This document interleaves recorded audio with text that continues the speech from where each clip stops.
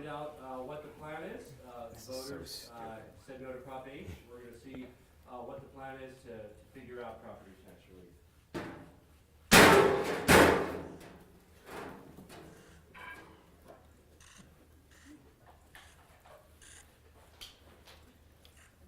Looks like a special session for property tax relief. Good morning, everybody, and thank you for joining us on short notice. Of course, with the voters having turned down the property tax relief package in Prop HH, we need to act for short-term property relief now. And this is for the 23 tax year. This is what people pay in 24. Prop HH proposed a long-term fix. Part of what we want to call the special session in is to propose and put together a blue ribbon panel to figure out a long-term fix. And as you know, that includes caps like Prop HH had, it includes property tax cuts. What other elements want to do that? Realistically, that's not going to happen in a week or two, but what has to happen in a week or two is any relief for the current tax year to homeowners has to be done now.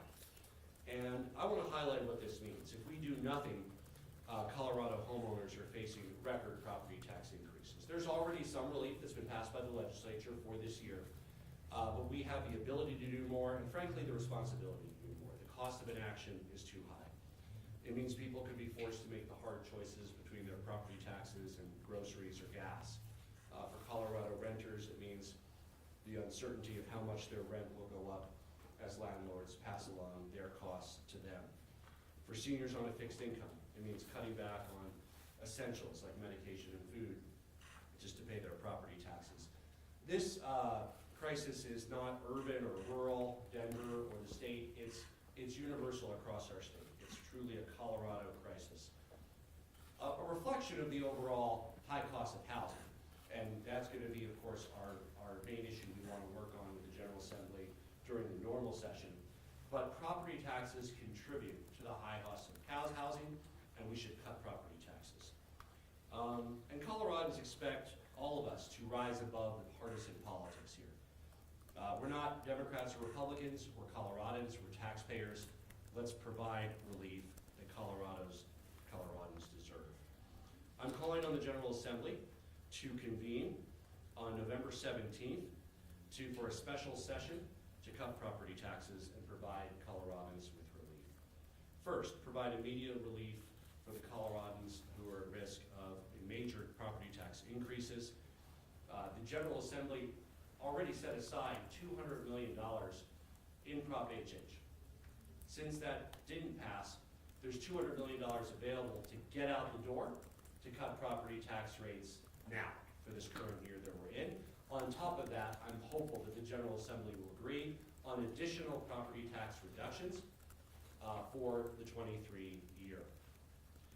Second, we have another item for this special session. We have an opportunity to provide 300,000 Colorado children access to food and debit cards from the Department of Agriculture for the summer school lunch program during the summer of 2024. And this requires an immediate legislative action to meet the critical federal deadline that will bring about $35 million in benefits to low-income Colorado families with children next summer. And we want to pull people together to make sure that that gets done as well, and that there is time to implement that so that the Coloradans who need it most don't lose out on the funding that they need for lunches for their kids over summer. Colorado General Assembly will gather for this special session at 9 a.m. on November 17th, 2023 to address these specific crises. Local governments need to issue the property tax bills in the weeks ahead, and that's why we're asking the General Assembly to come together now. This really pushes the deadline. Like everybody, we would have loved to have another 2 weeks, who wouldn't? But the local assessors and others are waiting to implement whatever changes the legislature makes. And whatever savings we can provide, and I hope they're extensive, need to be done by Thanksgiving. And that's what we are giving the General Assembly the opportunity to do so that these can be enacted in time for the current tax year. The call is limited to the current tax year. Again, there's plenty that we want to do to reduce property taxes over time. The General Assembly can and hopefully will do those during the normal session. But the only time that the General Assembly can get out the $200 million reserved for property tax cuts and additional money that we can find for property tax cuts is now. And that's not an opportunity that we want to miss. It's an opportunity that we want to seize to be able to make sure that Coloradans aren't priced out of where they live simply because of rising home prices. We can and we will provide relief to the people of Colorado. I'm confident that Colorado will emerge from this crisis together and stronger. I'm going to sign the executive order that convenes the special session, and I'll be happy to take some questions.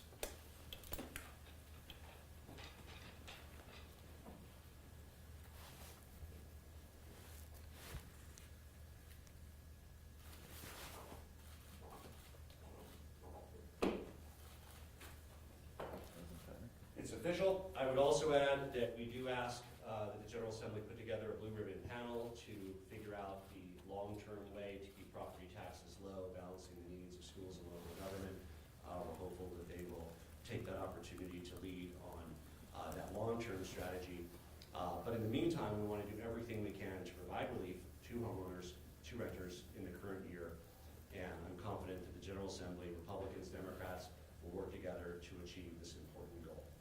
With that, I'm happy to take some questions. Governor, thank you for taking questions. What did you hear from the voters in the results on Tuesday? And a follow-up question, was it a mistake to try to take Tabor away? Well, I don't think anybody wanted to take Tabor away. I would be against that. I think that the voters, what I heard, I talked to people that voted no, there are a couple things. One is long and confusing. And I think perhaps in the future, maybe things need to be broken down to 2 or 3 initiatives rather than 1 if you're doing several different things. There's a lot of things that I think have very strong support in HH, like making the senior homestead tax exemption portable. I support that. That's not in this call because that's the timeline would be the same if they do it in the normal session. So I hope they do that in the normal session. That would be another example of something that was popular. I think the least popular part of it was the formulaic change to Tabor, that people were worried about what could happen in year 7 or year 8. I think what people probably want to see is more specificity about exactly how any change would save them money, and that it's clear how that occurs. This is a technical, complicated stuff, so it's hard to make it simple for a ballot initiative, but I think part of the answer might be there need to be a few ballot initiatives that are consistent with one another where people can always pick different parts of it. Because I think there was a lot, for instance, using the $200 million for property tax relief, I assume probably everybody liked that part of HH. Now we want to take that $200 million, since it's already set aside for property tax, so we can get it out the door, rather than just sit on it. That would be completely irresponsible to sit on it just because voters didn't want the package of things that were in that initiative. Governor, how much of a cut do you believe is needed for homeowners? What percentage do you feel like would be appropriate? Yeah. Thank you, John. There's no flat answer across our state. This is challenging, and I want to talk about how diverse the state is. I mean, we have areas where people's property taxes are going up 50 to 60%. We have areas of our state where their property taxes are flat or going up 5%. We also have different areas that have different levels of mill levies, of local taxes. So I think our responsibility here, and the blue ribbon panel can get into the differentials more if they want to, it's a bigger issue, but we want to provide property tax relief to everybody. We can't pick and choose. We need to get the $200 million out the door for rate reductions, for knocking money off the value of your home for your assessment, hopefully go bigger on property tax release than that, but this doesn't end the discussion. When Gallagher was repealed, it left a real void in our state.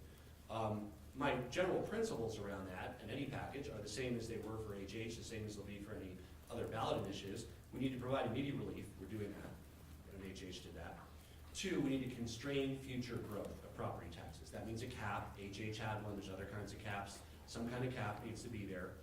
And 3rd, we need to address the unintended consequences of Gallagher, which make our state less business friendly by hiking commercial taxes. That's not what we're talking about here, but I hope that's part of the long-term thing. So this is the first one of those. This is provide immediate relief. That's all we can do right now, and that's what we're gonna do. And then during the general session, we hope that either we can take on the bigger issue, working in a bipartisan way to constrain the growth of property taxes, or establish a thoughtful commission that comes out of this to come back with thoughtful recommendations about the best way to do that. Governor, did you expect that? I think we're gonna have Maria call. Yeah, so if you wanna go, then we'll go to Marshall, yeah. Hi, Brandon Murphy with Denver 7. Governor, did you expect that Proposition HH was going to fail going into Tuesday? And do you believe there was a messaging problem? Well, we don't, as I said, we had this glass case ready with this. Everybody was asking what the plan B was, and it was in the scroll in there, ready to go. I want to be clear, we don't have a particular plan in the sense of the actual policy, but we want to give the legislature the room to use the $200 million for property tax relief, to use more than that for property tax relief. There's a very small window to do that, and time-wise, because the assessors have to implement whatever the legislature does. So this could not be done, for instance, in December. It has to be done now. Obviously, no one ever knows what voters are going to do. I think putting options before voters is always a great thing, and I'm sure there'll be more options in this area that go before voters in the future. But we can and are and will provide immediate relief. That's what the legislature can do. They can't come in and fix the long-term issue right now, but they absolutely can get money out the door for property tax relief, and then also understand the seriousness of the long-term solution, the cap, and the other things that they need to look at in the future. Marshall? Governor, when Tony asked why you thought it failed, you listed a few things: long and confusing, too much in one ballot issue, the formulaic change to Tabor. The Yes on HH people, which you represented in our Prop HH debate, blamed far-right misinformation. None of what you said was about far-right misinformation. Do you believe there was far-right misinformation? And if not, what do you have to say about the people you were supporting that said that? Well, I haven't seen what you're talking about, Marshall. I just have not. Again, obviously, I speak for myself. When I was in your debate, I'm sure I stand by what I said, but I said it as Jared Polis. I didn't say it as an employee or whatever the campaign was saying. And frankly, I think you probably noticed this. My talking points were probably different than some of the campaigns, and it's fine. People agree on it for different reasons. There were policies in HH I supported and policies I didn't support, right? And overall, I thought it was a good package. Would have provided immediate relief, constrained growth in property taxes, and address some of the inequities that make our state less competitive from a business environment. But what we're here to do today is the provide immediate relief part. And I think that's something that both proponents and opponents of HH can agree on, is we ought to do what we can with the resources we have to provide immediate relief to homeowners. Governor, it seemed like obviously a lot of your focus and the messaging, the advertisements were all about property tax cuts, but then the kind of education advocates who were a big backbone of the campaign were talking about this is going to be great for schools, HH, correctly saying it could deliver a lot of money for schools over the long term. Why not make the whole message property taxes and schools? Did you kind of omit a big part of what it did? Well, so your question and Marshall's are more questions for the campaign. I hear, I speak as Jared Polis, and I have, reasons for supporting the policies I do. What the legislature has the opportunity to do here, I kind of want to walk through the math a little bit of what they can do.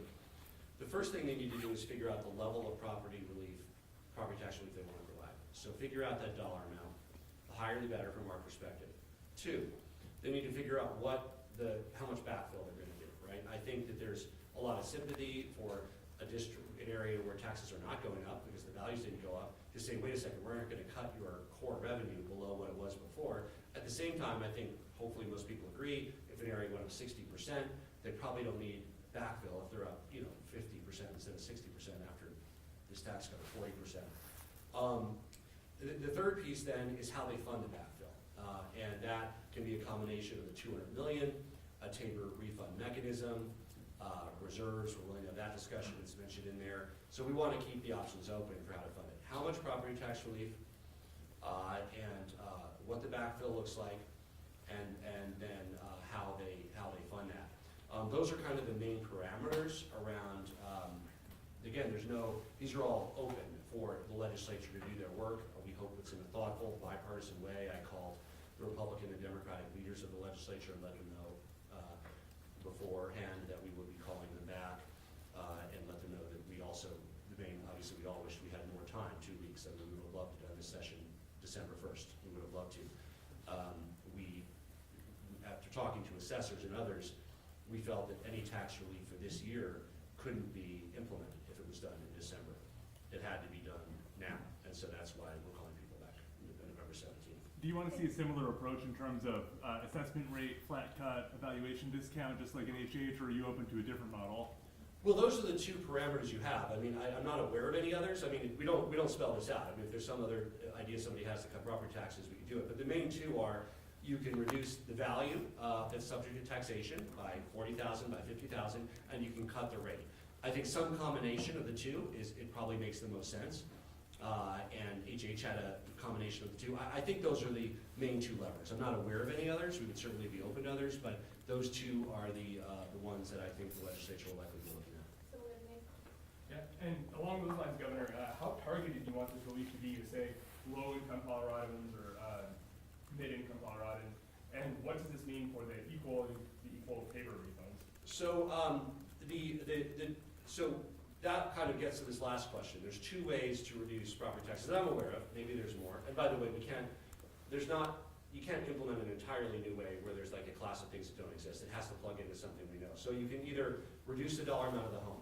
That means that a home, if you reduce it by $50,000, you're giving a much larger break to a $400,000 homeowner than a $2 million homeowner. They both get a break.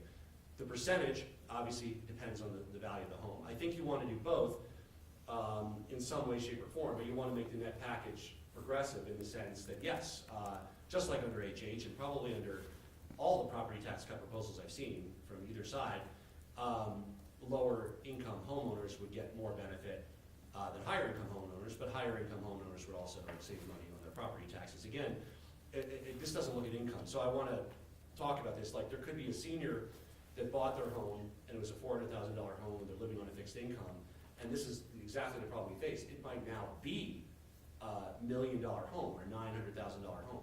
That doesn't mean that the senior has any more money to pay their property tax with.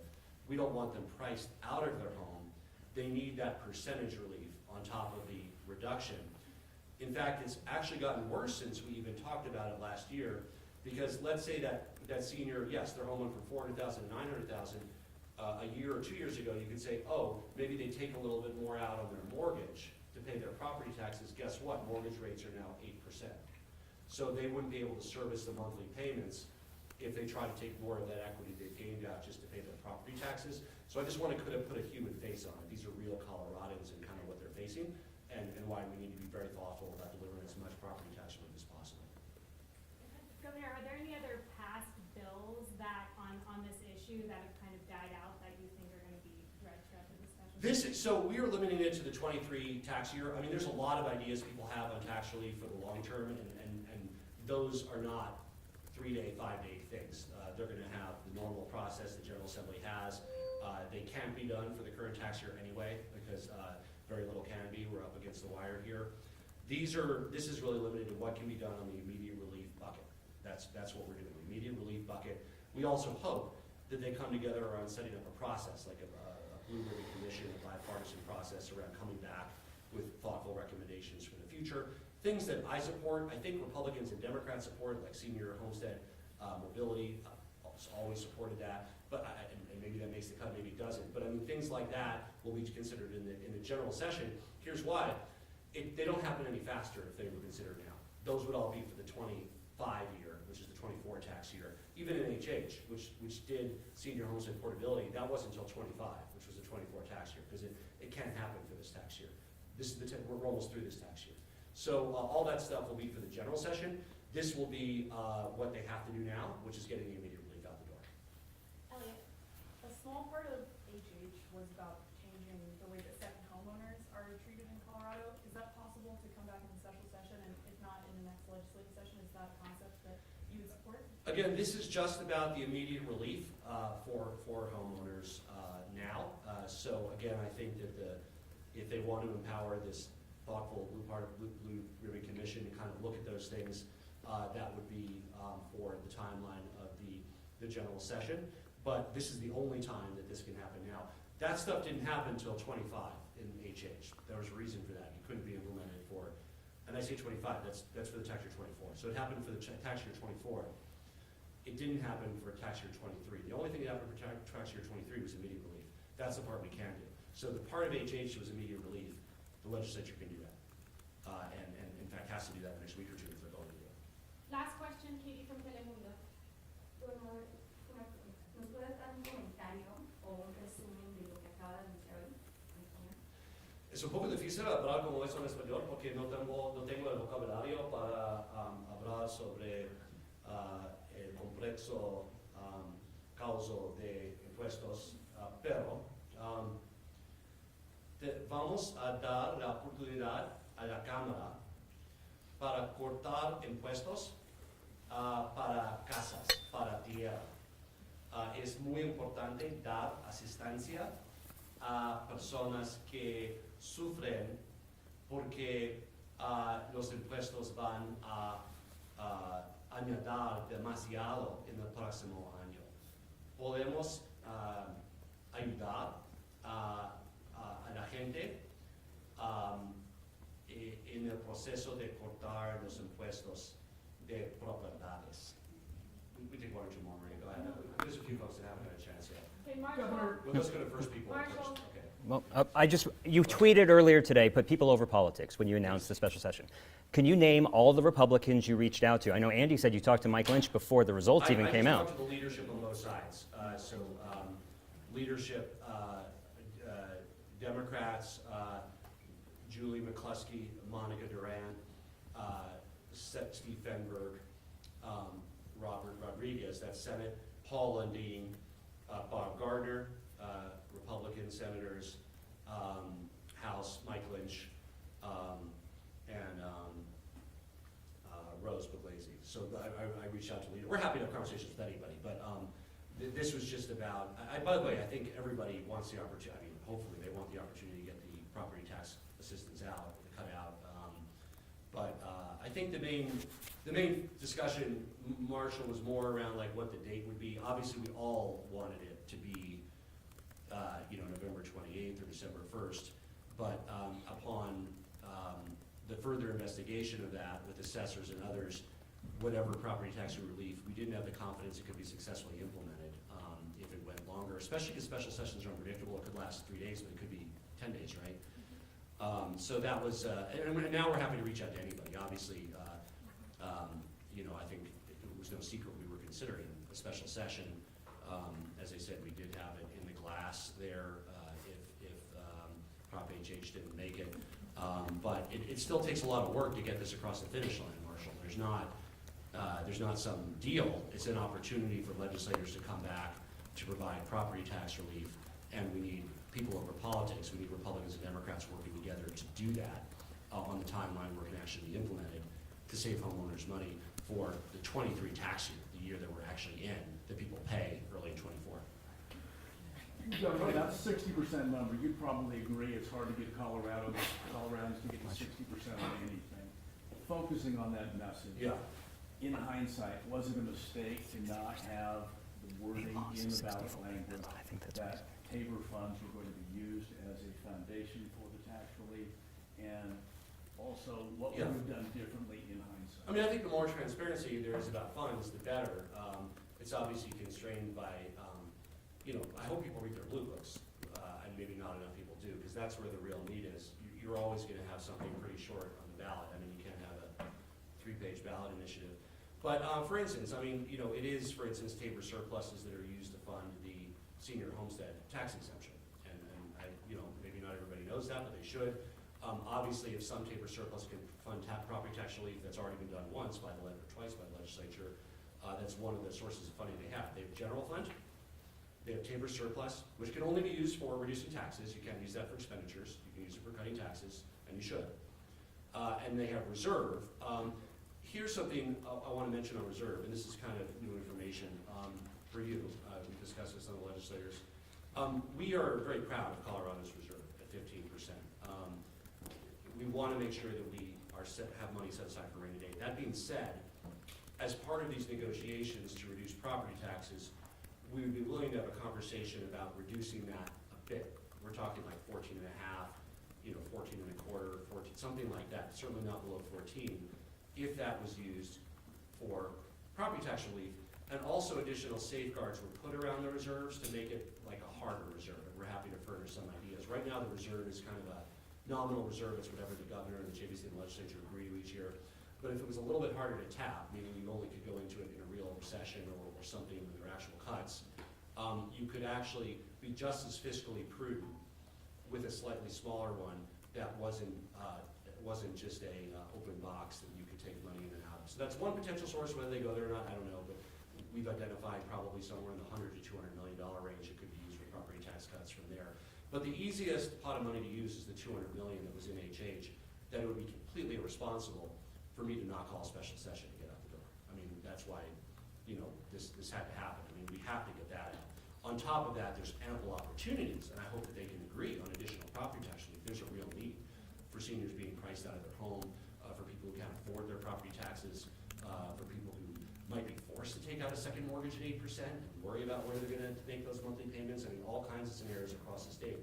So we certainly hope they go as big as possible. But remember, this is just for 1 year. This doesn't determine people's tax fate for 5 years, for 10 years. We do need some mechanism, and again, HH might have been better as 3 or 4 initiatives.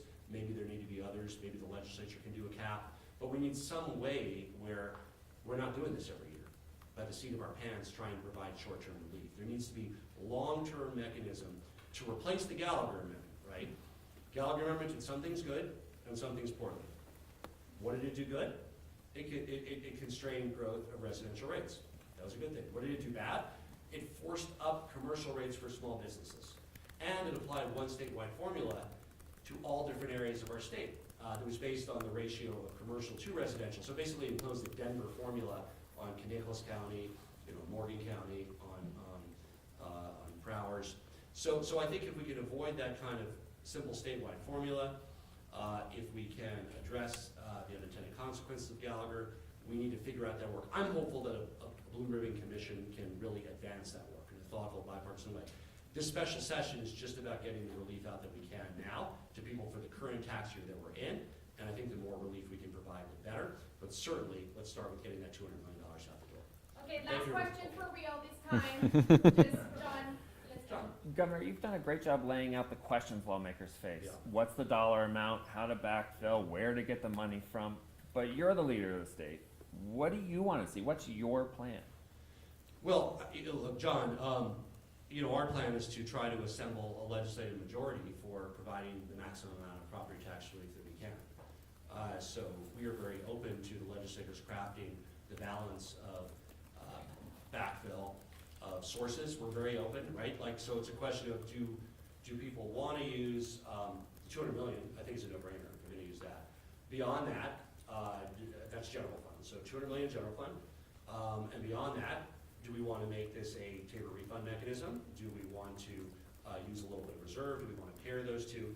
I mean, those are kind of the fiscal things that we have to deal with. We have general fund, that's the $200 million, and there's the Tabor surplus, and there is the reserve. I mean, I'm not aware of any other pots of money. If there are any, we're certainly open to them, but those are ones that are identified.